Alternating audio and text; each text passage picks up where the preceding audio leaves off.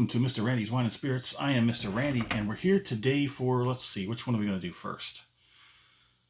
It's the last weekend before the move, and I'm trying to, square things away. We'll do the Orchard House. We're going to do the Orchard House full review. If you're new to the channel, hello, welcome, come on in. All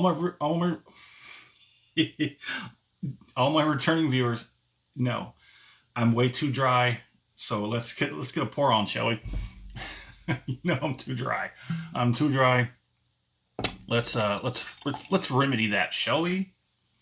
So, Compass Box, Orchard House, Scotch whiskey, fragrant, sweet, balanced. I could have swore I did this video already, but I can't find it. Considering about how much was in the bottle, I don't think I did, but I could swear I did. Non-chill filtered, no color added. And see, I remember doing the homework. I remember writing it up as a, 6 to 8 year? Yeah, I did the research already. I just can't find my notes. 46% out. Hold on just a moment. No. Don't go out of protocol. I need something else. Screw it. I couldn't find my notes. I know that the blended of the whiskeys that they had, 6 or 7 different distilleries, some big names in this bottle, and the majority of those are 6 years, with I think 2 being 10, or 2 being 8 and 1 being 10, I believe. I can't remember that. I did all my homework. And then now it's gone. It's gone. So we're just going to move on. So let's move on to Mr. Randy's handy dandy whiskey color scale. Off screen. The lighting is not as great as here as it used to be. Oh crap. Pale brown? Medium brown? Doesn't matter, we're drinking it anyways. Screw it, just drop it. Oh, you always get me. Every other time. Okay, so if you remember from off the rip, by the way, I do a 3-part series for everybody tuning in for the first time. I'm way too dry. Off the rip video, get it home, crack it open, have the first pour, share my first impressions with you because that's what we do. Part 2, full review time. Yeah. I'm way too dry for this. Full review, okay? I go online, I find out as much information as I can. Most of the time I bring back next to nothing. We talk about it, I score it, and continue to drink it because part 3, sad day for this bottle, final pour. We're going to have a final pour and we're going to compare it to the first pour off the rip and everything in between. Now, off the rip, when I cracked this open, off the rip, I could smell it. I could smell it everywhere, all over the room. As soon as I cracked it open and poured it, the whole room smelled it. Even a cat smelled it. So it's got a very fruity, pungent nose. It's sweet. Fruits of pear. I'm going to have to go off of this without any of my notes. I do remember it was 2024. This was put out in 2024. And I know it's 100% malt, but it's a blended malt, no color added, no non-chill filtered, no color added, 46%. Most of the stuff's on the bottle. It's got a wonderful, beautiful nose. Peaches, pears, pineapples, it's like everything that grows on a fruit that grows off a tree. And a pineapple, which does not grow in a tree. I remember harvesting pineapples. It's not as easy as harvesting apples or oranges, pears. There's a little bit of spiciness roaming around in the background, so let's get past that and get to the palating so we can get properly lubricated here.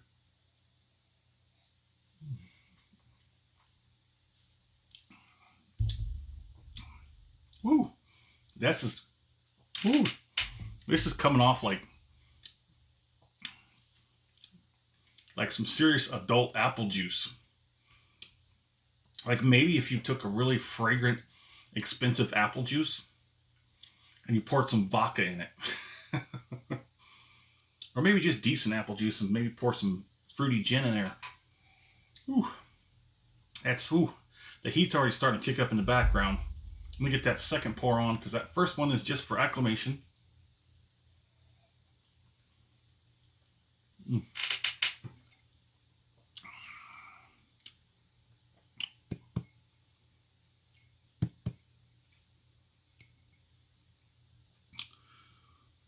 It's got decent enough viscosity.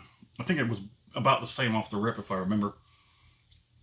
Yeah, there's a lot of heat coming out of the mouth now. Whew. Transfers well, coats the whole mouth. Everything is just like coated and tingling, and the heat's starting to build in the back. Let me get one more.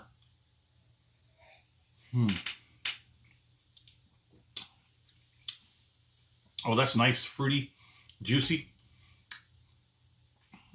Ooh, the gums are starting to tingle and get numb. This is a very, very nice one. I've had the Peat Monster. And if you're into Compass Box and you haven't had a Peat Monster, I would. It's not what you think. Go ahead and watch my videos on it. It's not that heavy and it's not that harsh. It's nice. It's good and mellow, but it's got some strength and some deep and richness to it. So don't let the whole Peat Monster name just deter you from it. I'm gonna get one more. I'm not gonna go that big of a finish.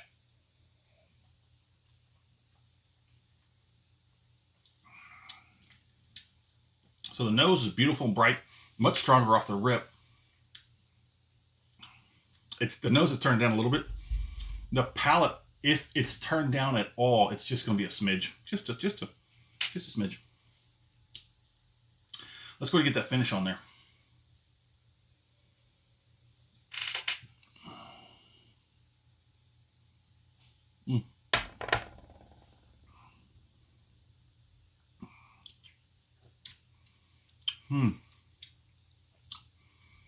I think there's 2 bottles that I might pick up to take with me and do some on-the-road reviews.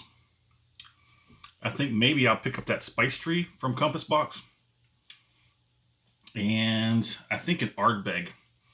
I think I'm ready for the next Ardbeg, which is what? Iowa? Oa? Anoa? Iowa? You know, it's the next one. I've had the... Anyways, stay on track. If for some reason you're still here and you didn't pass out while this was playing or not off, go ahead and do yourself a favor. If you like these videos, want to see more of them, go ahead and hit the like button, the heart button, bypass all that work and just do it one time. Hit the subscribe, hit the follow. That way, as soon as I put these out, they come right to you. The finish on this, woo buddy, woo buddy. Yeah, it's pushing the heat on the back end is pushing a 3. It's like almost like it's almost like indigestion. It's almost like you got a little too much action going on back there. It's a solid 3 out of 5. One of the toppest back ends that I've ever had from a Scotch, at least. It's not overbearing. It's just seriously intense. It's a real solid 3. The cheeks are probably a 1. The lips are a 1. The gums are a little bit of a 1. The tongue soaked up pretty much all the fruity juiciness, all the flavors, while everything else just kind of went to the sides and the back. So I guess I'm going to put a score on this. I'm going to give this a, lordy. Strong 4 out of 5. Strong 4 out of 5. I do believe the price point on this one that I paid for, I believe it was $40 on the shelf. I can't find, that's not the right receipt. No, that's not. I don't know what happened. I apologize for this haphazard BS of a full review. My apologies. But yeah, my fair price, like I said, I do believe this was $40 on the shelf, which is the lowest of the Compass Box that I've seen. The Spice Tree, I do believe, is like $80 on the shelf. The other one I got, the Peat Monster, I think it was under 80 out the door. So this is, I think, in the Artisan. No, the Artisan I think is the cheapest, inexpensive one that they have. the Artisan. And I think this is like I said, $40 on the shelf. Probably pushing 40 something, 50, pushing 50 out the door. Ooh, that back end, that heat in the back end, that warmth in the back, it's still there. It's like I try to swallow a small apple or something. Now it's kind of lingering a little too long. Would I buy this again? Oh wait, hold on, my fair price. I'll leave it alone. I think it's a good experience for the price that I paid for it. That's what I remember. Very nice experience. Would I buy this again? Quite possibly. If there was a good sale on where I could pay less than 40 out the door, I may just pick it up to try it again somewhere down the line. Well, do me a favor. In the comment section, tell me where you're at, because I'd like to know what's going on around the world of libations around you. And have you had a compass box, an orchard house, any compass box? Well, let me know in the comments. And as always, thanks for stopping by here at Mr. Randy's Wine and Spirits. It's definitely a good one.